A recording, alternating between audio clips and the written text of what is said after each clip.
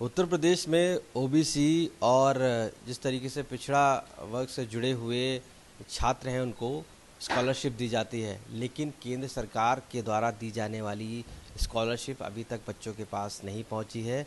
ऐसे में जो उनको केंद्र सरकार के द्वारा दी जाने वाली स्कॉलरशिप है और राज्य सरकार के द्वारा जो दी जाने वाली स्कॉलरशिप है, उसके बीच में असमंजस बना हुआ है कि आखिर उन बच्चों को किस तरीके से स्कॉलरशिप दी जाए।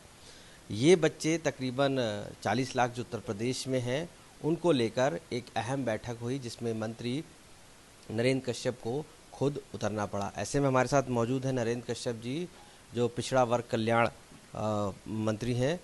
सर, जिस तरीके से ये ओबीसी स्कॉलरशिप दी जाती है बच्चों को, उसमें जो इकोनॉमिकल रूप से कमज़ोर होते हैं उनको भी दी जाती है, तो क्या वजह है कि उनको अभी तक स्कॉलरशिप नहीं मिल पाई है?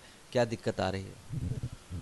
कल हमने दोनों ही विभागों की बैठक करके अपने सभी अधिकारियों को निर्देशित कर दिया है कि पूर्व वर्षों की भांति 2250 रुपये प्रति बच्चे के हिसाब से शीघ्र बच्चों को स्कॉलरशिप जारी कर दी जाए, क्योंकि और अधिक समय तक बच्चों को इंतज़ार कराना ठीक नहीं रहेगा। हाँ, एक विषय ये जरूर बीच में आया था कि केंद्र सरकार की तरफ से एक निर्देश प्राप्त हुआ है कि जो उत्तर प्रदेश के सरकारी स्कूलों में पढ़ने वाले बच्चे हैं उनको स्कॉलरशिप की धनराशि 4000 रुपये प्रति वर्ष के रूप से दी जाए, ऐसा निर्देश केंद्र सरकार से आया, परंतु धनराशि अभी प्राप्त नहीं हुई है। तो उत्तर प्रदेश में चूंकि पहले से हम 2250 रुपये देते आए हैं, तो हमने जब केंद्र सरकार से हमको पैसा मिलेगा उसके बाद हम विभागीय अधिकारियों के साथ बैठकर निर्णय लेंगे कि अग्रिम कार्रवाई हमें किस प्रकार से की जानी है। फिलहाल बच्चों की आवश्यकता को देखते हुए पूर्व की भांति हमने 2250 रुपये प्रति वर्ष के रूप में स्कॉलरशिप देने के निर्देश अधिकारियों को दे दिए हैं। संभवतः जल्दी ही उन बच्चों को स्कॉलरशिप मिल जाएगी। सर, कितने बच्चे अभी हमारे पास हैं जो उत्तर प्रदेश सरकार जिनको ये स्कॉलरशिप देती है, और कितने बच्चों को जो सेंट्रल द्वारा स्कॉलरशिप दी जानी है वो कितने लोगों को दी जानी है? एनआईसी के माध्यम से सारे बच्चों की संख्या का सही अनुपात आता है। कल मैंने अधिकारियों को ये भी निर्देशित किया है कि एनआईसी के साथ बात करके कुल कितने बच्चे अभी इस श्रेणी में है जिनको स्कॉलरशिप दी जानी है उसकी संख्या का आकलन किया जाए।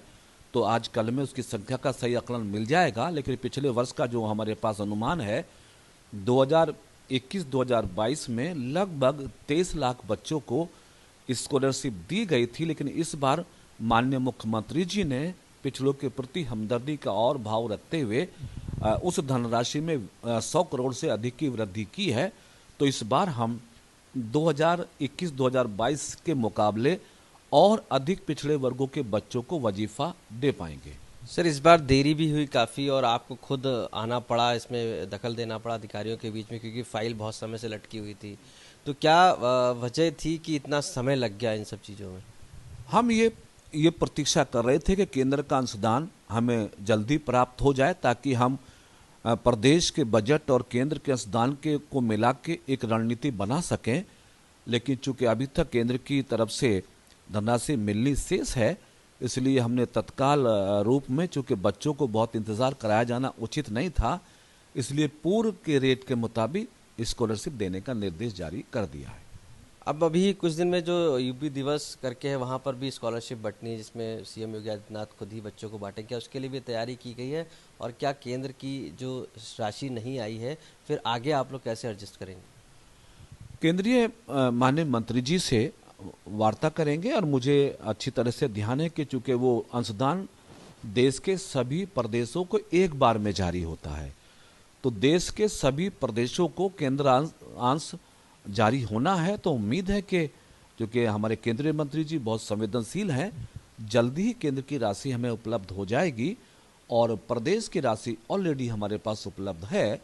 तो केंद्र की राशि प्राप्त हो जाने के बाद और किस प्रकार से बच्चों के हित में हम काम कर सकते हैं उस समय पे फैसला लेंगे। काफ़ी सवाल है कि तकरीबन 40 लाख के हिसाब से बच्चे हैं स्कॉलरशिप लेने के लिए, लेकिन उनमें से बहुत से बच्चे छूट जाते हैं और 30-35 लाख ही लोगों को मिल पाता है। तो क्या वजह ऐसी है कि वो बच्चे छूट जाते हैं? और उनको नहीं मिल पाती? मैंने बताया कि बच्चों की स्कॉलरशिप की संख्या बच्चों की इस बार बढ़ेगी, क्योंकि धनराशि हमारी सरकार ने बढ़ाकर भेजी है। जिन बच्चों को स्कॉलरशिप नहीं मिल पाती उसमें कई कारण हैं। एक तो रजिस्ट्रेशन में त्रुटि रह जाना और आधार से लिंक ना होना, बहुत सारी ऐसी चीज़ें रह जाती हैं जिसके कारण उनका फॉर्म जो है वो पास नहीं होता। इस कारण से कुछ बच्चे स्कॉलरशिप से वंचित रह जाते हैं। लेकिन फिर भी इस बार हमने अपने विभाग को इस बात के लिए अलर्ट किया है कि विभागीय स्तर पर ऐसी कोई कमी ना रहे जिससे किसी बच्चे को अपनी स्कॉलरशिप से वंचित रहना पड़े। बात करने के लिए तो पिछड़े और अति पिछड़ों की जो स्कॉलरशिप उत्तर प्रदेश में दी जाती है, उसको लेकर अभी केंद्र की राशि उत्तर प्रदेश सरकार को प्राप्त नहीं हुई है। तो ऐसे में जो पुरानी राशि दी जाती रही है स्कॉलरशिप की, वो अब उन बच्चों को दी जाएगी और केंद्र से मिलने वाले अनुदान का अभी भी इंतज़ार है। लखनऊ से कैमरा पर्सन गौरव गुप्ता के साथ आशीष श्रीवास्तव, आज